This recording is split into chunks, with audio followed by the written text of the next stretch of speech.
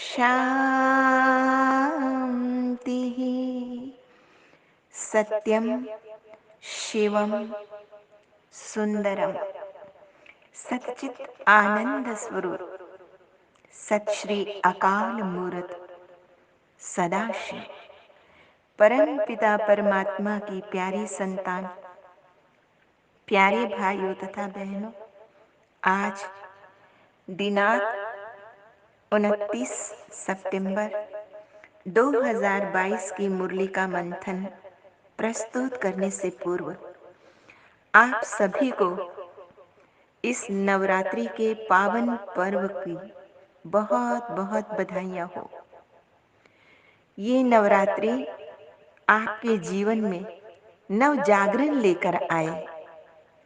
यथा नवरात्रि में जागरण, ज्योत और रास, ये तीन चीजें मुख्य होती हैं। हमारे जीवन में भी प्रभु नाम की ज्योत जग जाए और रास हो संस्कारों की, संस्कारों के मिलन की रास हो, प्रभु प्रेम की ज्योत जगमगाए और उसमें संस्कारों की रास, तो ये जीवन सचमुच में नर्तन बन जाएगा। तो आइए इस जीवन को नर्तन बनाने के लिए आज की मुरली का मंथन सुनते हैं। देखिए, भारतीय संस्कृति में जीवन काल को 4 आश्रमों में विभाजित किया गया है। प्रथम है ब्रह्मचर्य आश्रम, फिर गृहस्थ, फिर वानप्रस्थ और लास्ट में संन्यास आश्रम। ब्रह्मचर्य काल में श्रेष्ठ जीवन का निर्माण करने के लिए विशेषकर तन और मन को मजबूत करने का अभ्यास कराया जाता है या उस पर विशेष ध्यान दिया जाता है। ब्रह्मचर्य काल में तन को मजबूत करने के लिए अनेक प्रकार के व्यायाम, योगासन आदि सिखाए जाते हैं और मन बुद्धि को मजबूत करने के लिए अनेक प्रकार के आध्यात्मिक उपायों द्वारा मन को एकाग्र करने के लिए जप, तप, हवन, संयम और नियम का अभ्यास कराया जाता है। विभिन्न विषयों की विद्या भी प्रदान की जाती है। इस ब्रह्मचर्य काल में संयम नियम पर बहुत अधिक बल दिया जाता है और ध्यान भी दिया जाता है। ये विद्या दान पहले तो गुरुकुल पद्धति से किया जाता था, लेकिन वर्तमान की शिक्षा पद्धति बिल्कुल भिन्न है। उसमें अनेक प्रकार की त्रुटियां पाई जाती हैं। वर्तमान समय भगवान शिव कहते हैं, मीठे बच्चे, पहले तुम गुरुओं एवं शिक्षकों के विद्यार्थी रहे हो या स्टूडेंट रहे हो, अभी तुम ज्ञान सागर, ओशन ऑफ नॉलेज के स्टूडेंट बने हो। पहले तुम वर्ल्डली स्टूडेंट थे, लेकिन अभी तुम गॉडली स्टूडेंट बने हो। तुम्हें साक्षात ईश्वर, सद्गुरु और सत्शिक्षक बनकर सद्ज्ञान एवं सहज राजयोग की शिक्षा दे रहे हैं। ये ईश्वरीय पढ़ाई अमूल्य है, इनवैल्यूएबल है। एक एक ज्ञान रत्न लाखों करोड़ों रुपयों से भी अधिक कीमती है। इसलिए तुम्हें किसी भी हालत में ये मुरली मिस नहीं करनी है। बिना ज्ञान के तुम मानव पूंछ रहित पशु की भांति है। जो शिद्दत से ईश्वरीय पढ़ाई को पढ़ते हैं और उसे जीवन में धारण करते हैं, वो निश्चित रूप से ऊंच पद पाते हैं। और जो इस आध्यात्मिक विद्या को निष्ठावान होकर नहीं पढ़ते, वो जिंदगी में नाकाम होते रहते हैं, निष्फल होते रहते हैं और परिणामतः दुखी भी होते रहते हैं। इसीलिए किसी ने बहुत सुंदर कहा है, पढ़ेंगे लिखेंगे तो बनेंगे नवाब, रुलेंगे पिलेंगे तो होंगे खराब। आगे बाबा ने कहा कि तुम जो बच्चे रोज अटेंशन देकर मुरली सुनते हैं, वो अच्छी तरह जानते हैं कि ईश्वर क्या है, ईश्वर कौन है। तो अपने को चेक करना है, क्या हम ईश्वर कौन है और क्या है, कैसा है, उससे क्या मिलता है, कैसे याद करना है, ये हमें पता है। क्योंकि शिव भगवान उवाच, मैं जो हूं, जैसा हूं, मुझे कोटों में कोई विरला ही पहचानता है। जो बच्चे एकाग्र होकर मुरली नहीं सुनते हैं, बाबा कहते हैं उनकी बुद्धि को माया जो है वो हर लेती है।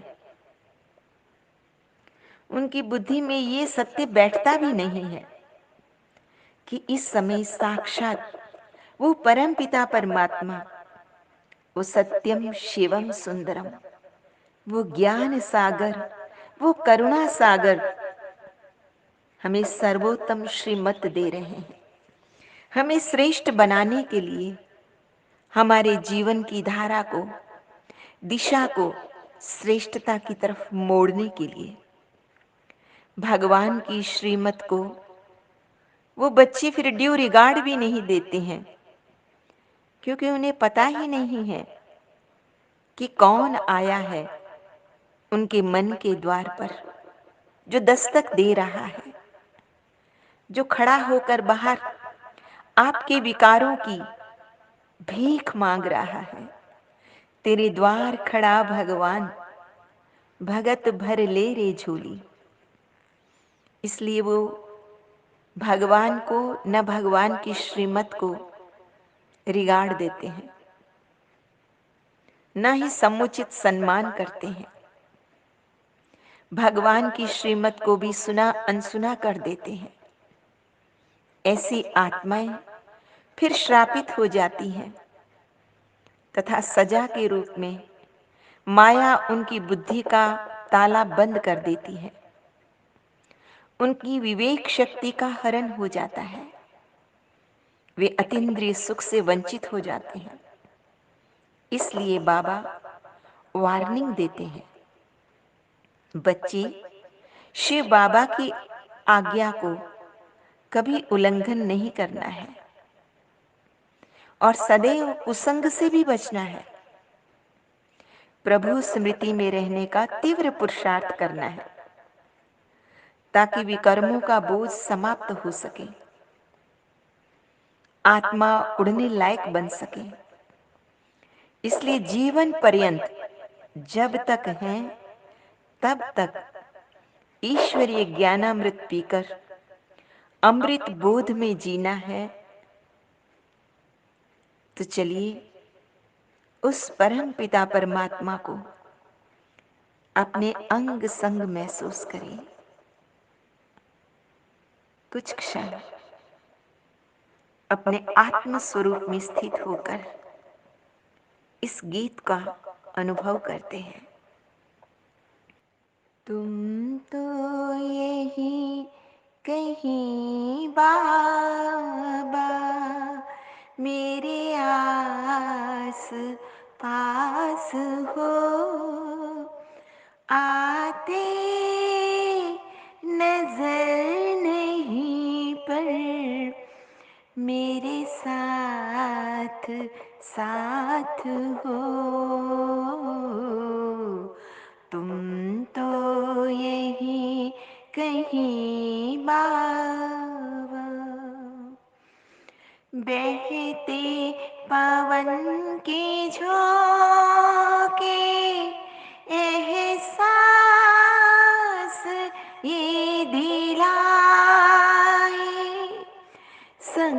संग हो हमारे, महसूस ये कराए, महसूस ये कराए। मधुबन में बाबा आज भी करते निवास हो, आते नजर नहीं पर मेरे साथ साथ हो।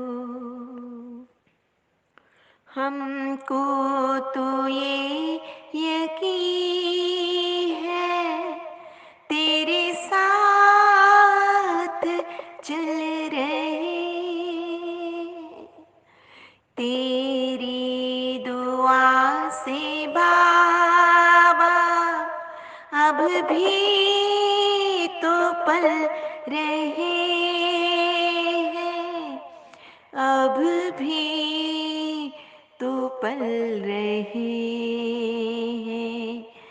बच्चों को अपने प्यार का देते सकाश हो,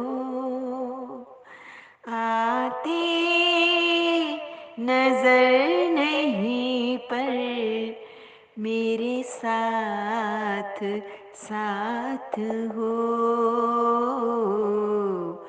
तुम तो यही कहीं बाबा,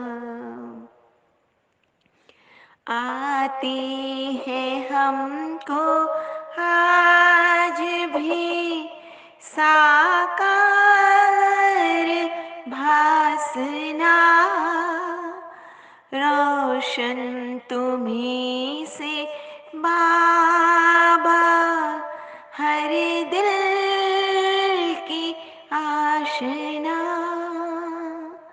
हर दिल की आशना। बन कर के ज्ञान चंद्रमा देते प्रकाश हो, आते नजर नहीं पर मेरे साथ साथ हो। तुम तो यही कहीं बाबा। आज का वरदान है, विनाश के पहले एवरेडी रहने वाले समान और संपन्न भव। विनाश के पहले एवरेडी बनना ही सेफ्टी का साधन है। अगर समय मिलता है तो संगम युग की मौज मनाओ, लेकिन बाबा कहते हैं एवरेडी होकर रहो, क्योंकि फाइनल विनाश की डेट कभी भी पहले मालूम नहीं पड़ेगी। ये सब अचानक होना है। अगर एवरेडी नहीं होंगे तो धोखा खा जाएंगे। इसलिए एवरेडी रहो और सदा याद रखो कि हम और हमारा परम पिता परमात्मा, वो जो सर्वशक्तिवान है, वो सदा मेरे साथ है। जैसे बाप संपन्न है, भगवान संपन्न है, वैसे साथ रहने वाले भी संपन्न और समान जरूर हो जाएंगे, और समान बनने वाले ही साथ चलेंगे। आज का स्लोगन है, जिनका स्वभाव निर्मल है उनके हर कदम में सफलता समाई हुई है। निर्मलता अर्थात सरलता, सच्चाई, सफाई। जिनकी बुद्धि सांसारिक चालाकियों की एक्रोबेटिक नहीं जानती है, बुद्धि की फालतू एक्सरसाइज जो नहीं करते हैं, ऐसी सरल आत्माएं वो प्रभु को भी पसंद होती है। तो सफलता सरलता में ही समाई है। अच्छा, मीठे मीठे सिकिलते बच्चों प्रति माता पिता बाप दादा का याद प्यार और गुड मॉर्निंग। रूहानी बाप की रूहानी बच्चों को नमस्ते। हम रूहानी बच्चों की रूहानी माता पिता बाप दादा को याद प्यार, गुड मॉर्निंग और नमस्ते। सदा रहो हंसते कहीं नहीं फंसते बन जाओ फरिश्ते बांध लो अपने बसते चलो प्रभु के रस्ते। वाहिगुरु जी का खालसा वाहिगुरु जी की फतेह। बोल बोल साचे साचे दरबार दरबार की की जय। जय।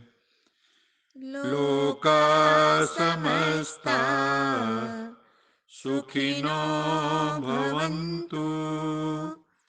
लोका लोका समस्ता समस्ता सुखिनो भवन्तु।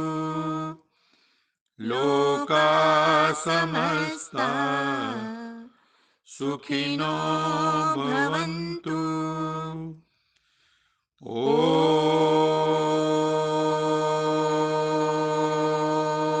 ओम शांति शांति शांति